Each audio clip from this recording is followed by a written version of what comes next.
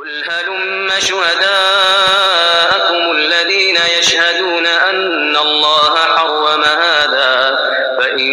شهدوا فلا تشهد معهم ولا تتبع أهواء الذين كذبوا بآياتنا والذين لا يؤمنون بالآخرة وهم بربهم يعدلون. تو ورته ووایه دې مشرکینو ته چې تاسې خپل هغه ګواهان راولئ چې د دې خبرې ګواهي کوي چې بېشکه الله تعالی دا شیان حرام کړي دي، نو که هغوی ګواهي ورکړي نو ته له دوی سره ګواهي مه ورکوه، او ته د هغې خلکو خواهشاتو پسې مه ځه چې زموږ آیاتونه یې دروغ ګڼلي دي، او هغه کسان چې په آخرت ایمان نه راوړي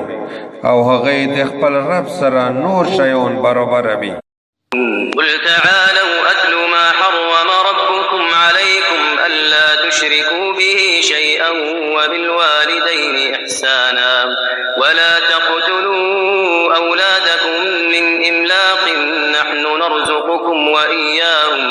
ولا تقربوا الفواحش ما ظهر منها وما بطن ولا تقتلوا النفس التي حرم الله إلا بالحق ذلكم وصاكم به لعلكم تعقلون. تو ورته ووایه ای محمد صلی الله علیه وسلم تاسې روشئ چې زه ولولم بیان که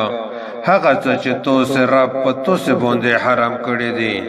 هغه دا چې تاسې د هغه الله تعالی سره هیڅ شی مه شریکوئ، او د مور و پلور سره ښېګړه احسان کوئ، او تاسې خپل اولاد د غریبۍ له وجې مه وژنئ. میژ تاسې ته روزي درکوي او هغوی ته هم میژ روزي ورکوي، او تاسې د بې حیایۍ کورنۍ ته مه نږدې کېږئ. هغه څه چې په دغه کې ظاهر دي او هغه څه چې پټ دي،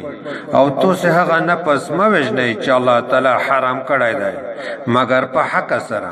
دا داسې حکم دی چې هغه الله تعالی تاسې ته د دې کلک حکم درکړی دی، د دې دپاره چې تاسې عقل واخلئ.